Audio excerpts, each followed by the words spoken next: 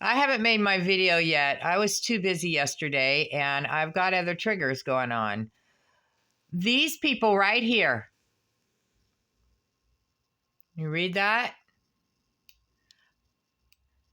Having to do with artifacts from everyone, churches, Indians that came before these people came. Okay. One hallmark of the American experience captured in the museum's collections is a national broad diversity of religious faiths. Artifacts range from Thomas Jefferson's Bible. Why would they have Thomas Jefferson's Bible there?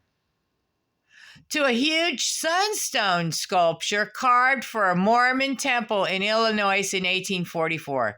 Say what?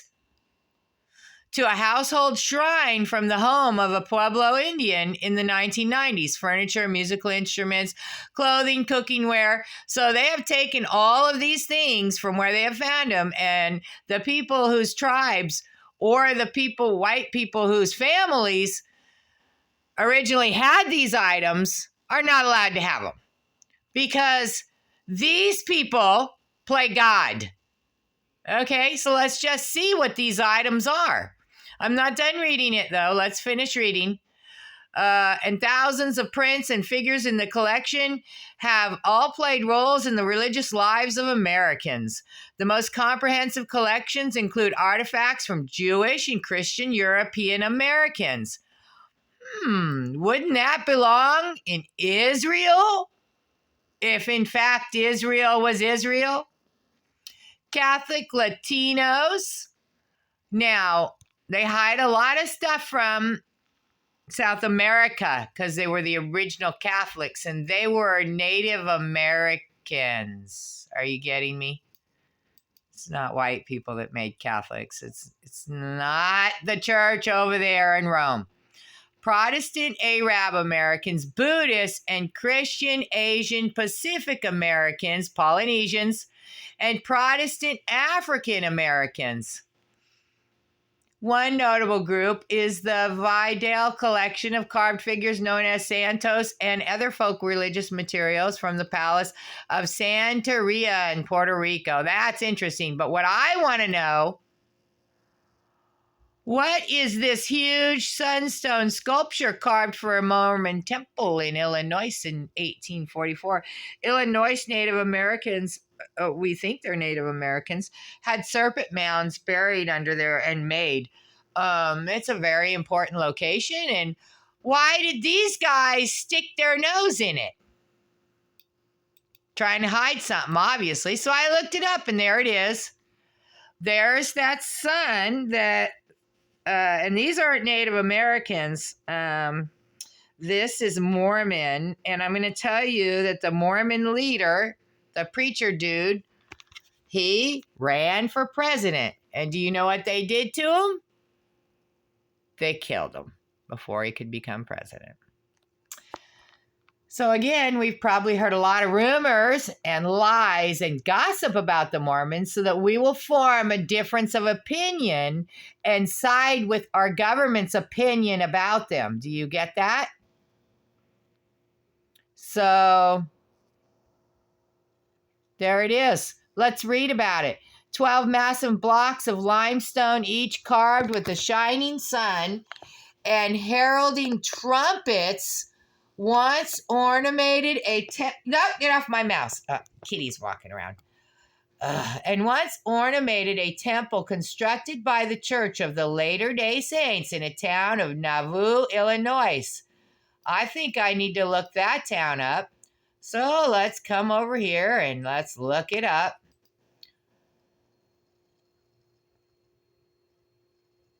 Oh, look at that. Look at their buildings. Isn't that interesting? It's a LDS temple.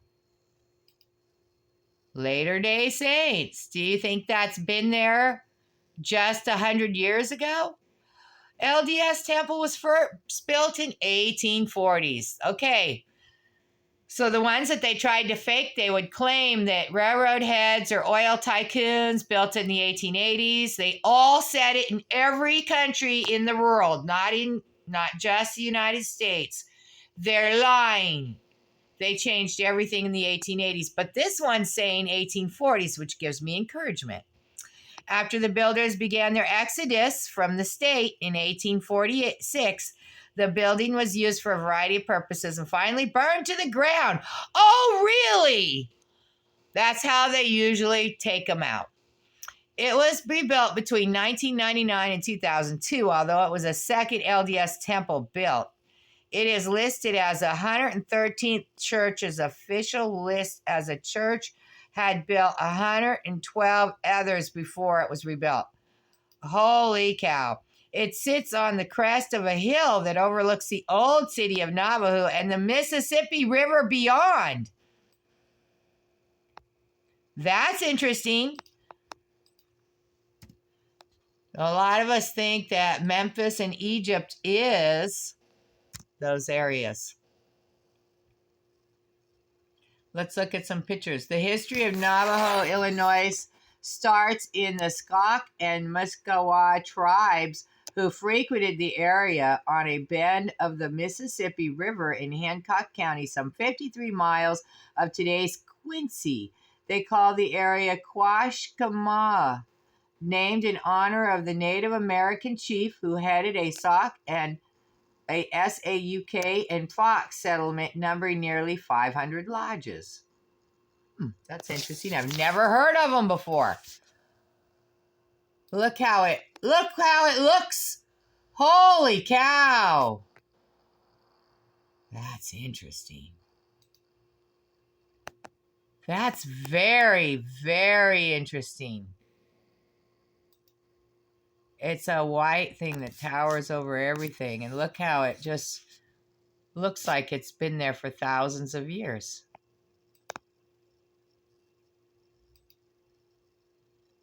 Wow.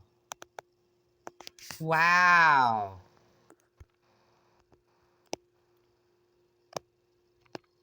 Look at this. Oh, I can't get it to move.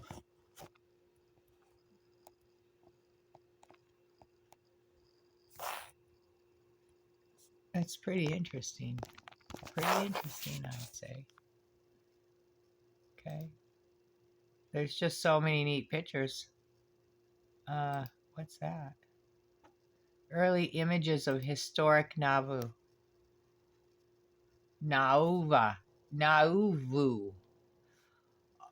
Let's see. After almost 150 years, the Latter-day Saints have rebuilt their historic temple at Nauvoo. The exhibition celebrates this event by presenting some of the most significant 19th century images of the temple, the city of Nauvoo, and the event of times. Okay. Where is it? Where are they? Oh, here we go. Oh. Interesting. So now it sits behind a bunch of trees, but back then it did not. Look at that.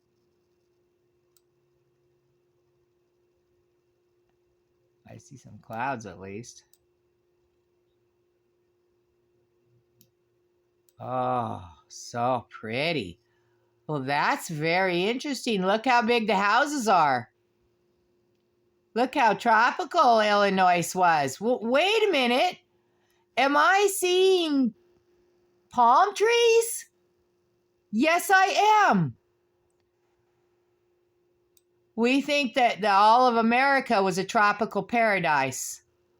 What's that? That's a big cup with stairs leading into the cup. Where does that go? Oh, there's the trumpet. Look how sideways. Look at the angel blowing the trumpet. This is a very important temple. So, Nauvoo, Nauvoo, Illinois. Check it out, man. Yes, I see you, little girl. We have to stop for kisses. The temple was built in the early 1840s after Mormon prophet Joseph Smith. I have a feeling that Joseph is a Joseph in the Bible because they did kill him.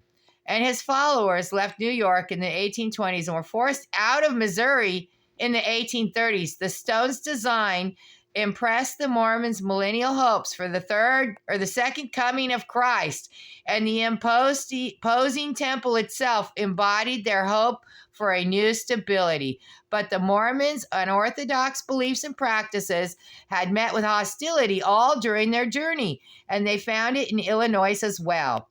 So they were chased out of one place to another place. Interesting. Anti-Mormon violence culminated in Smith's murder in 1844. They would do that to Mr. T, too, if they could. A few years later, a fire destroyed the temple. Brigham Young led thousands of Mormons out of Illinois, leading the bounds of the United States and settling in the far reaches of the Mexican Republic. Mexico was a republic in what is Utah today.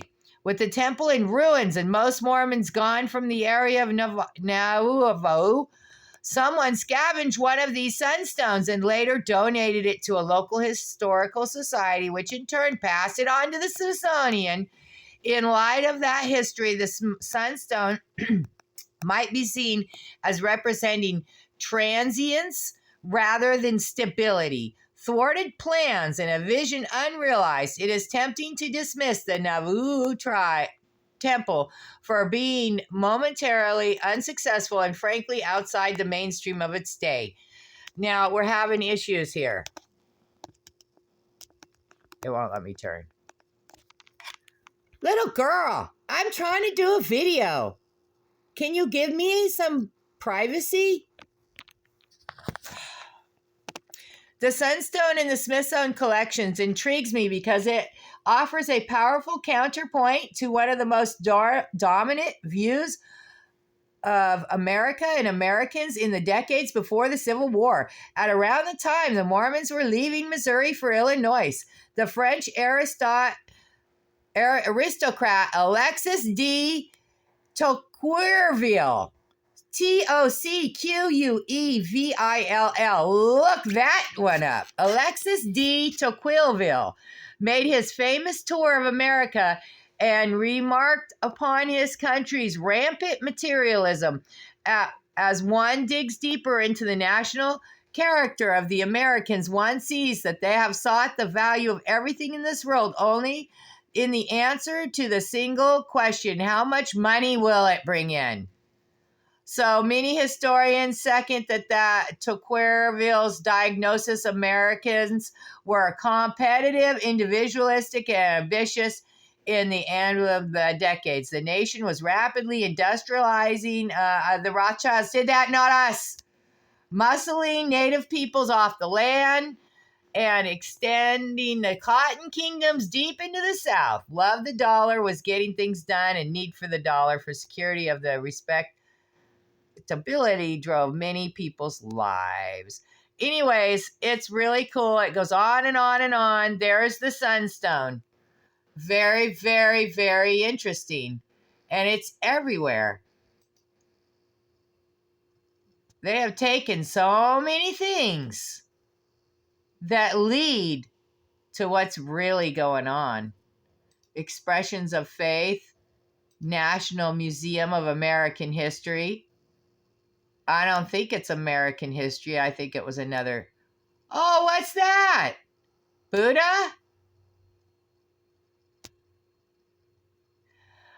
Made in Japanese American internment camp in Poston, Arizona during World War II, this Butsudan, or Buddhist home shrine, provided a comforting connection to faith in a time of crisis.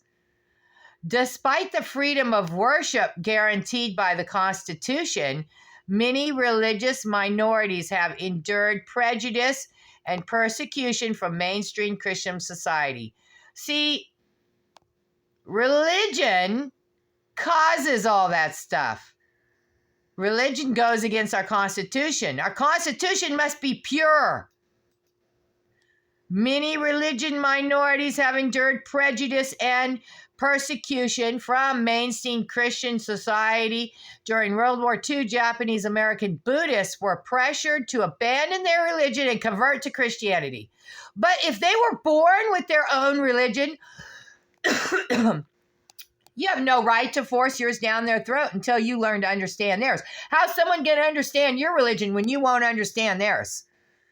So we use contradiction, and we don't try to understand other people. We just say, do it or God hates you. Religion and convert to Christianity to prove their loyalty to the United States. We will not do this anymore. Anyways, it's from the Mormon Temple. If you want to read about the Sunstone, it's probably warning us that Bill Gates and the dude that dresses like Darth Vader are going to dim the sun. Yeah, they're going to take the sun away and there'll be no more life on it. No more food for us. Not one bit of food. They tried to tell us. So, anyways, if you're curious about anything, look it up. I just did a deep dive on the Smithsonian because I wanted to know what the hell they're doing with all our stuff and what they took. And you can look it up yourself. I encourage you to do it. Well, I'm going to get off of here. Bye, friends. Keep your head up high. Know that you're special within your own temple. God marks every person within their forehead and seals you within himself. So do what God would do. Hold your head up high and know that you are God. Bye, friends.